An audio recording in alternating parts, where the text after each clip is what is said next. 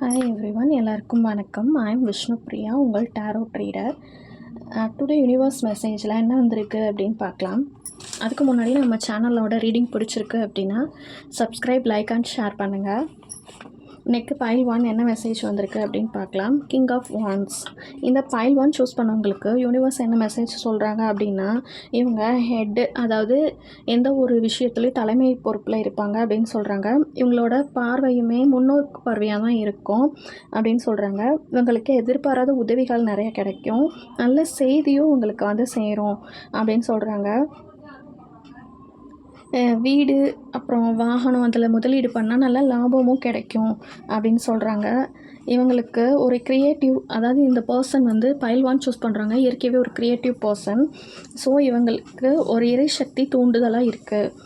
So நல்ல திட்டங்களை வகுத்து முன்னேற்றம் அடைவார் அப்படின்னு சொல்லி பைல் 1 சூஸ் பண்ணுறவங்களுக்கு யூனிவர்ஸ் மெசேஜ் சொல்கிறாங்க. அடுத்து பைல் 2 என்ன வந்திருக்கு அப்படின்னா, பேஜ் ஆஃப் வாண்ட்ஸ். பைல் 2 சூஸ் பண்ணுறவங்களுக்கு யூனிவர்ஸ் மெசேஜ் என்ன வந்திருக்கு அப்படின்னா, இயற்கையாகவே அவங்க ஒரு ஆக்கத்திறனும் புதிய சாதனைகளையும் படைப்பாங்க. சுற்றுலாவில் நிறைய ஆர்வம் இருக்கும், இளமையாகவும் இருப்பாங்க, வெளிப்படையான பர்சன் அப்படின்னு சொல்கிறாங்க. இவங்களுக்கு நட்போ இல்லை உறவோ பெரிய சங்கடத்தை தரும். ஸோ அவங்கக்கிட்ட கொஞ்சம் ஜாக்கிரதையாக இருக்கணும். கூட்டு தொழில் வந்து இவங்களுக்கு செட் ஆகாது அப்படின்னு சொல்கிறாங்க. நல்ல ஆயுசான ஒரு பர்சனாக தான், நல்ல ஆயுள் இருக்கும் அப்படின்னு சொல்கிறாங்க. ஆனால் கொஞ்சம் ஓய்வும் தேவை அப்படின்னு சொல்லி யூனிவர்ஸ் உங்களுக்கு இப்போ இருக்கிற சுச்சுவேஷனில் கொஞ்சம் ரெஸ்ட் எடுத்துக்கிறது நல்லது அப்படின்னு சொல்லி பைல் 2 யூனிவர்ஸ் மெசேஜை சொல்கிறாங்க. தேங்க்யூ.